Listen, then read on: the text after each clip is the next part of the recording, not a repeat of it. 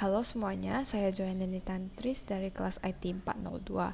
Pada kesempatan kali ini, saya akan melakukan simulasi jaringan komputer dengan metode gamification. Ini dilakukan sebagai tugas dan ujian tengah semester mata kuliah komunikasi data yang diampu oleh Bapak Ucuk Darussalam. Mari kita mulai. Pertama-tama di sini udah ada link network simulatornya. Nah, di sini adalah halaman awal dari network simulatornya. Bisa buat akun dulu dengan register jika belum ada akun, dan kemudian bisa login jika telah mempunyai akun. Nah, di sini ada tampilan menu level yang akan diselesaikan mulai dari basics, spoofing, denial of service hingga attacks. Selanjutnya ke bagian getting started. Jadi ini adalah level pertama. Nah, di sini kita akan menyesuaikan kita dengan environment NetSim itu sendiri. Jadi pertama-tama kita akan menjelajahi satu persatu, misalnya dengan mengetahui ini device apa, milik siapa IP-nya, kita bisa mengklik komputer atau perangkatnya satu persatu untuk mengetahuinya. Kita juga bisa mempause dan melihat paket ini isinya apa aja.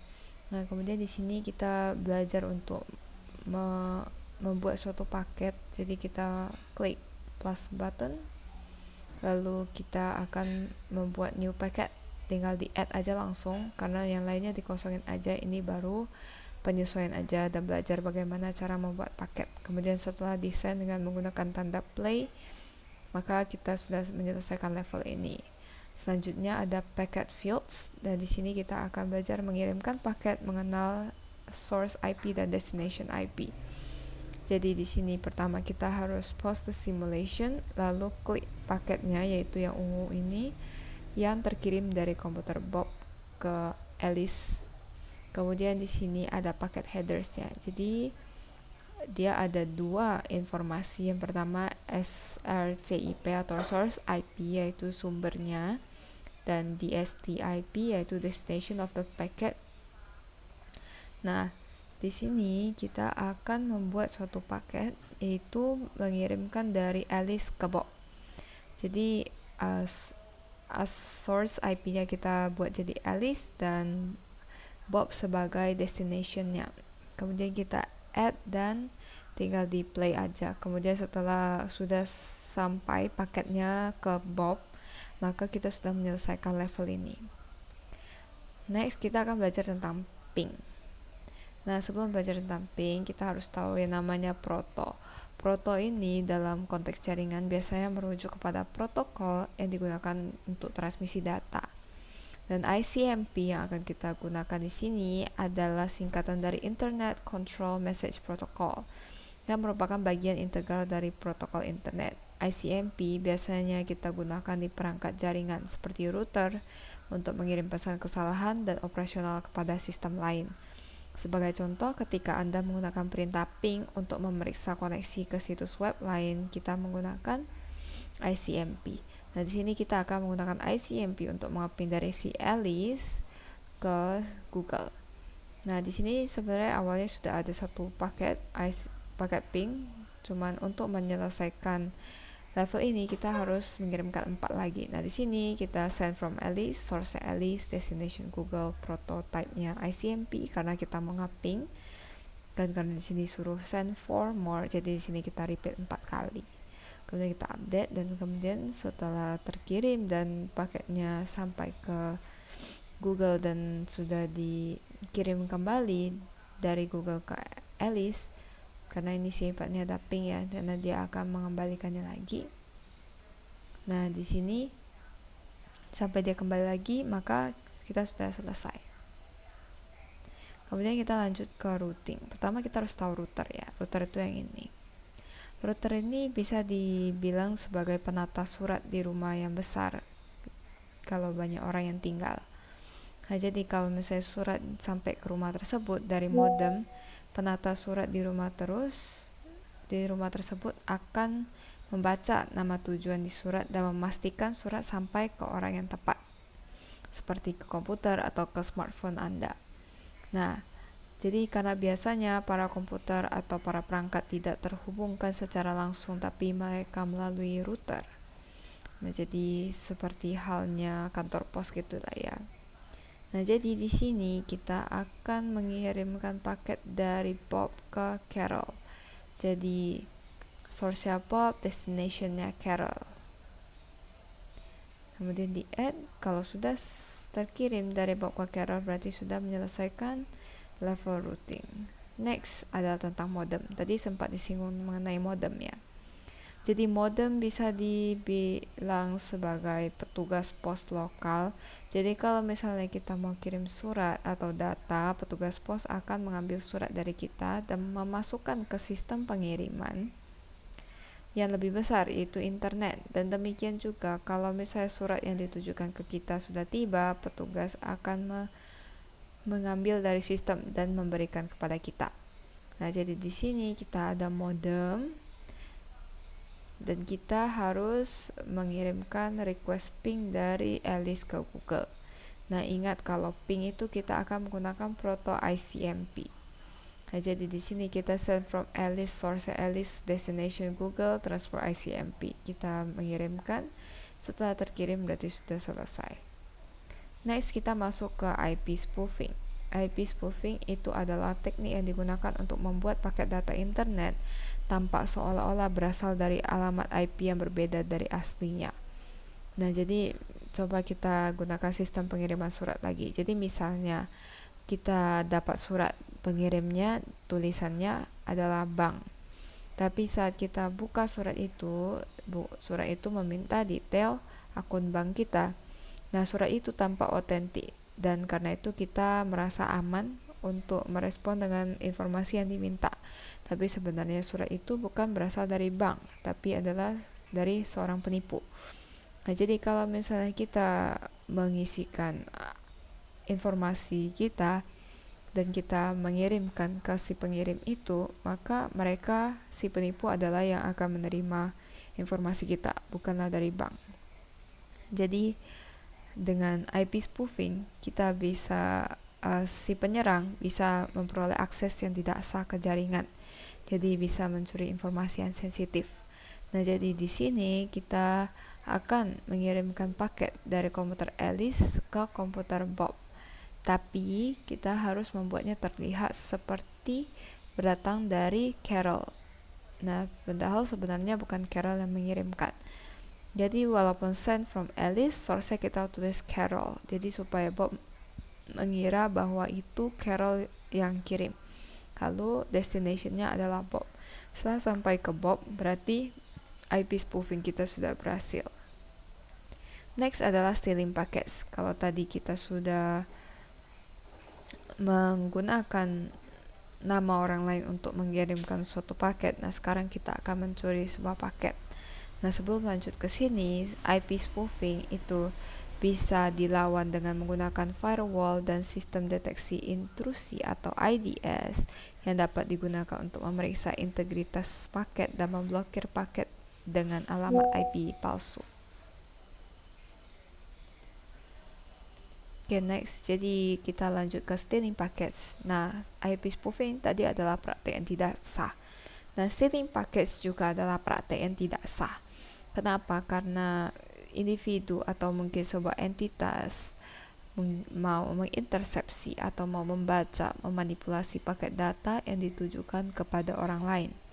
Nah, hacker biasanya menggunakan perangkat lunak khusus yang disebut paket sniffer untuk melakukan ini.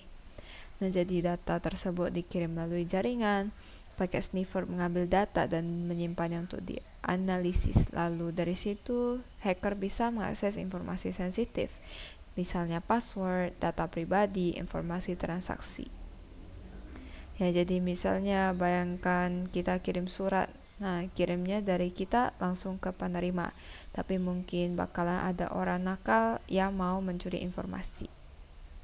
Mungkin dia ambil diam-diam surat itu dari petugas pos atau dari kotak surat atau memanipulasi kontennya dan sebagainya, dan itu cukup berbahaya. Nah, dan di sini kita harus mencuri paket yang harusnya dikirim ke Charlie. Nah, jadi kan si Charlie awalnya kirim paket dari dia ke Google.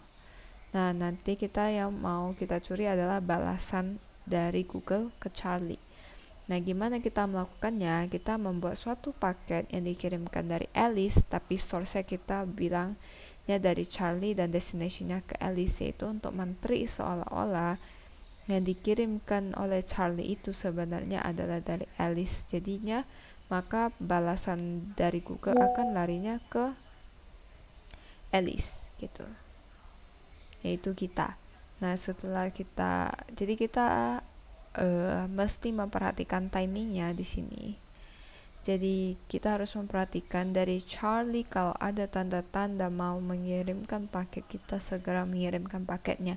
Dan itu akan terjadi selama beberapa kali, maka kita harus mengirimkan paketnya selama beberapa kali.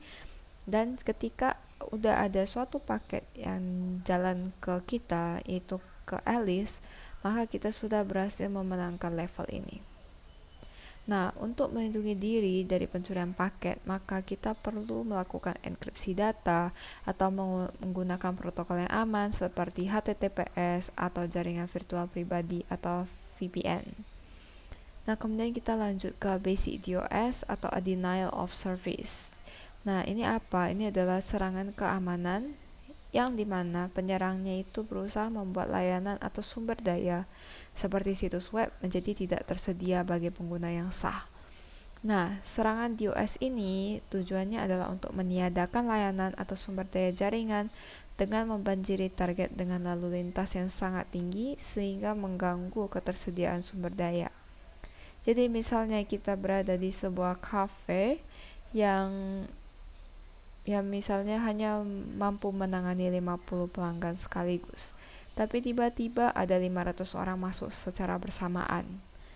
Mereka sebenarnya tidak ingin makan, mereka hanya ingin duduk dan mengisi semua tempat duduk, mencegah pelanggan sebenarnya dari mendapatkan tempat. Jadi pelanggan tidak mendapatkan servisnya atau tidak mendapatkan makanannya, dan restoran juga gak bisa melayani pelanggan yang sebenarnya karena sudah dipenuhin sama 500 orang yang gak mau makan, hanya duduk-duduk aja. Nah, jadi di sini kita akan attack, ya, DOS attack dari Alice ke Google. Nah, di sini kita harus send Google more packets that it can handle. Jadi di sini saya menggunakan repeat 1000. Dan kemudian setelah dilancarkan seperti ini, maka dia akan muncul di sini tingkatannya mulai dari hijau, kuning ke merah. Kalau sudah sampai merah, berarti Google sudah susah menghandle, sudah tidak bisa menghandle lagi DOS attack-nya itu. Nah, kalau sudah sampai merah berarti kita sudah menyelesaikan level ini. Nah, basic DOS ini kita dapat melakukan perlindungan keamanannya itu dari penggunaan firewall, kemudian deteksi serangan, dan juga konfigurasi jaringan yang tepat. Nah, berkaitan dengan DOS ini, kita ada yang namanya DDoS atau Distributed DOS. Nah, jadi itu adalah variasi dari DOS tadi, yang dimana serangan itu dilancarkan dari banyak komputer secara simultaneously, jadi secara bersamaan, jadi bukan hanya dari satu sumber. Jadi misalnya kalau misalnya ambil contoh yang tadi, restoran atau cafe yang kapasitasnya hanya 50 orang, tiba-tiba ada 500 orang datang. Nah, tapi kali ini bukan cuma 500 orang yang datang, tiba-tiba ada 500 orang datang, turun lagi satu mobil isinya 100 orang, turun lagi satu bus isinya 200 orang, dan itu datang secara bersamaan. Jadinya maka akan lebih sulit untuk menghentikan serangan karena kita tidak hanya menghadapi satu gelombang, melainkan banyak gelombang. Nah, di sini kita harus send Google more packets that it can handle juga, tetapi di sini konsepnya Alice sudah ditandain sama si Google bahwa dia ada malicious user, dan si Google sudah membuat suatu firewall untuk ngeblok si Alice. Jadi kita gak bisa mengirim paket dari si Alice ke Google karena udah ditandain. Nah, jadi kita bisa membypass si firewall ini dengan cara melakukan DDoS. Nah, kebetulan kita sebagai Alice memiliki perangkat lebih, yaitu Zombie 123. Kita akan menggunakan perangkat-perangkat ini untuk melancarkan DDoS attack. Nah, jadi kita akan send paket from Zombie 1, source-nya dikosongin aja, yang penting destination-nya ke Google, dan repeat 1000 kali. Dan ini kita membuat 3 paket yang sama, satu Zombie 1, yang kedua Zombie 2, yang ketiga Zombie 3. Kemudian kita lancarkan secara bersamaan hingga mencapai garis merah ini, maka kita sudah berhasil dalam level ini. Kemudian kita lanjutkan dengan yang namanya Smurf Attack, yaitu di sini ada yang namanya broadcast ping. Jadi kita nge-ping broadcast ya. Jadi di sini Google sudah punya upgrade. Jadi dia gak bisa dikenakan DOS dari single komputer. Jadi kita di sini cuman bisa kontrol satu komputer. Nah, tapi kita harus mengimplementasikan Smurf Attack.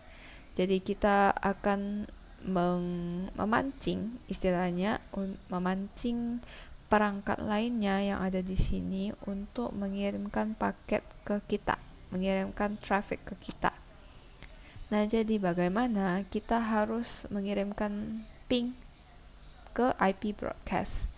Ya, jadi pertama kita send from Alice tapi source-nya dari Google. Jadi seolah-olah itu adalah broadcast dari Google karena kita mau nge-track. Nah, lalu destination-nya adalah broadcast, jadi ke semua perangkat yang terhubung dalam jaringan tersebut. Ingat, karena kita mau nge-ping, jadi prototype-nya kita taruh ICMP. Nah, lalu kita buat repeat 1000, kemudian dia akan overwhelm, dan yang perangkat yang menerima itu kan karena dia ping, pasti dia ada umpan baliknya, dan dia akan mengirimkan kembali ping ke routernya. Karena source-nya di sini kita tulis ada Google, dia akan melempar kembali ke Google. Nah, dengan jumlah yang sangat banyak, yaitu di sini kita repeat 1000 kali, maka tentunya 1000 dilancarkan ke berbagai perangkat dan kemudian dibalikkan lagi ke Google, itu akan sangat-sangat banyak dan sulit untuk dihadapi. Nah, dengan ini, dan di sini juga kebetulan disuruh hanya dengan menggunakan satu paket, jadi kita repeatnya aja yang dibesarin, yaitu 1000. Nah, dengan di sini dia sudah bisa mengeping balik dan membuat Google mencapai titik merah. Kita sudah berhasil melakukan Smurf Attack. Selanjutnya kita masuk ke Man in the Middle. Man in the Middle adalah jenis serangan di mana penyeraman intersepsi komunikasi antara dua sistem tanpa sepengetahuan mereka. Jadi di sini ceritanya si Alice sama si Bob itu lagi berbicara, tapi kita ada di tengah-tengahnya. Kita mencuri informasinya, atau bahkan kita bisa ubah komunikasinya tanpa si Alice sama Bob ini tahu. Nah, jadi dalam konteks ini, Alice dan Bob ini kan lagi ngobrol. Nah, kita bisa melihat semua pesan, dan kita juga bisa memasukkan pesan. Nah, kebetulan juga level objektif kita adalah untuk memalsukan pesan. Jadi kita harus nge-trick Alice untuk mengenkripsi pesan dia dengan kunci yang kita berikan, yaitu 31337. Kita juga harus bisa menipu Bob dan memastikan Bob masih tetap bisa melihat pesannya. Jadi seolah-olah dia berpikir tidak ada yang janggal dari komunikasi dia sama Alice. Nah, jadi pertama-tama kita harus mengamati dulu. Di sini kan sebelumnya udah ada paket. Nah, kalau kita lihat paketnya itu sebenarnya isinya adalah key request, jadi dia request enkripsi. Nah, maka dari itu, sebagai seolah-olah kita membuat respons dari Bob ke Alice. Nah, kita membuat respons dari Bob ke Alice seolah-olah kita itu merespon dari key request-nya. Maka kita buat prototipenya encryption dan tipenya adalah key response yang merupakan 31337. Kemudian setelah kita kirimkan, maka kita harus seolah-olah membalas dari yang tadi itu, bahwa source Alice dan destination-nya Bob prototype-nya encryption, dan kita berusaha untuk membuat Bob bisa melihat message-nya, yaitu 123456, yang sebenarnya itu adalah dari kita, bukan dari Alice gitu. Dan kita kirimkan, dan ketika sudah diterima, maka kita sudah menyelesaikan level ini. Nah, untuk melawan serangan MITM atau Man in the Middle, sangat penting untuk menggunakan protokol komunikasi yang aman, misalnya HTTPS untuk website, dan untuk memastikan bahwa koneksi jaringan dienkripsi menggunakan protokol seperti SSL atau TLS. Nah, penggunaan sertifikat digital juga dapat membantu dalam mencegah serangan MITM dengan memverifikasi identitas entitas yang sedang berkomunikasi ini. Kemudian kita masuk ke censorship. Kita tahu ya namanya censorship. Nah, jadi browsing internet kita itu disensor.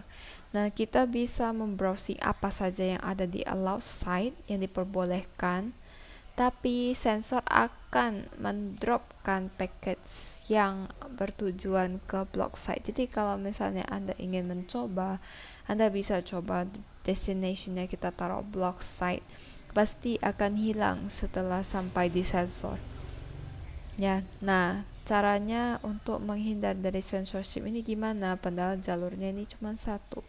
Nah, yaitu adalah kita ada koneksi ke proxy. Jadi, kalau kita ke proxy nanti kita akan kebawa ke block site. Maka dari itu, level objektif di sini adalah send packet from Alice to block site. Jadi di sini source-nya Alice dan destination-nya proxy, kita akan mengirimkan paket. Setelah terpencet ke kirim, maka dari Alice maju ke censorship akan lolos, dan lolosnya ke proxy. Setelah dari proxy dia baru alihkan ke block site. Dari situlah bahwa kita sudah menyelesaikan levelnya. Lalu bagian terakhir adalah Treasure Road. Nah, ini cukup interesting. Jadi di sini kita akan melihat di mana sebenarnya IP-nya si root ini, karena kalau kita pencet satu-satu dia IP-nya adalah secret. Nah, di sini kita akan menggunakan yang namanya TTL. Apa itu TTL? Itu adalah time to live. Nah, jadi trik ini adalah namanya trace routing. Kita akan menggunakan TTL untuk mengetahui bahwa sebenarnya router ini itu siapa sih, dia IP-nya itu apa. Kemudian setelah kita mengetahui, kita harus mengirimkan ping ke 4 router tersebut. Nah, jadi karena router ini terletak di antara Alice dan Google, kita sebagai Alice harus mengirimkan paket ke Google dengan prototipenya adalah berupa ping, karena kita istilahnya mau membuat ping ke Google, tapi kita menggunakan trik ini dengan memainkan time to live-nya ini untuk mengetahui identitas si routernya ini. Nah, jadi kita di sini pertama-tama pakai TTL-nya 0. Jadi time to live-nya adalah 0. Kalau time to live-nya adalah 0, maka dia tidak bisa melewati satu router pun. Jadi kalau misalnya dari sini maju ke sini router pertama, dia akan mental balik dengan mengirimkan pesan error. Tapi dari situlah kita akan mengetahui IP address-nya. Dari sini kita bisa lihat bahwa dari source-nya Waterloo ke Alice adalah pesan error. Karena dia cuma kuat satu kali, dia gak bisa sampai ke Google. Nah, kita udah tahu nih Waterloo, kita bikin dulu paket dari Alice ke Waterloo, isinya adalah ping satu kali aja, dan kita add, tapi gak kita play dulu paketnya, gak kita send dulu, karena kita simpan dulu sampai ke 4-4-nya sudah komplit. Nah, kita lanjut lagi, kita kirimkan ping ke Google yang kedua dengan TTL-nya jumlahnya 1. Jadi dia bisa melewati satu router, tapi saat melewati router kedua dia akan terpental balik dengan mengeluarkan pesan error, yaitu sumbernya dari Toronto. Berarti yang ini adalah Toronto. Di sini kita akan buat destination Toronto. Kemudian kita lanjut ke yang ketiga, kita buat TTL-nya adalah 2. Jadi dia bisa melewati 1-2 router, kemudian sebelum terpental kembali dengan pesan error dan source-nya dari New York. Kita juga buat lagi paketnya untuk ping.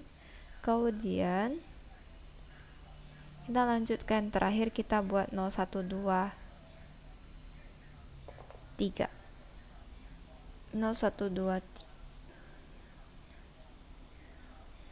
ketiga untuk mengetahui yang ini. Jadi kita taruh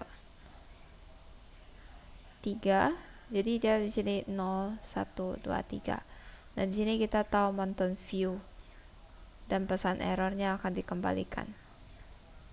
Nah, kemudian kita bikin paketnya. Kemudian setelah itu kita akan mengirimkan semua paket yang tadi kita sudah bikin, yang isinya adalah ping ke router masing-masing. Nah, kalau dia sudah terkirim 0123 atau 3 router ini, maka kita sudah menyelesaikan level ini. Nah, dari simulasi yang telah kita lakukan, berarti kita sudah menyelesaikan semua level di game ini. Dan kita juga bisa look over the levels lagi untuk mempelajari lagi. Nah, apa saja yang telah kita pelajari? Kita sudah mempelajari sistem jaringan dan simulasinya. Nah, jadi untuk menghadapi serangan jaringan tertentu yang seperti kita sudah jelasin dan simulasikan tadi, nah kita bisa lihat bahwa penting untuk menggunakan praktek keamanan yang tepat. Kita bisa menggunakan enkripsi data, penggunaan protokol yang aman, penggunaan firewall, pemantauan network traffic, dan konfigurasi. Dan ini harus diupdate sewaktu-waktu, karena seperti halnya serangan akan meningkat terus-menerus, teknologi akan meningkat terus-menerus, dan tentunya praktek keamanan harus ditingkatkan terus-menerus untuk memastikan keamanan yang paling baik. Nah, jadi dari sinilah kita sudah belajar berbagai hal. Nah, sekian dari saya. Terima kasih atas waktu dan perhatiannya. Sampai jumpa.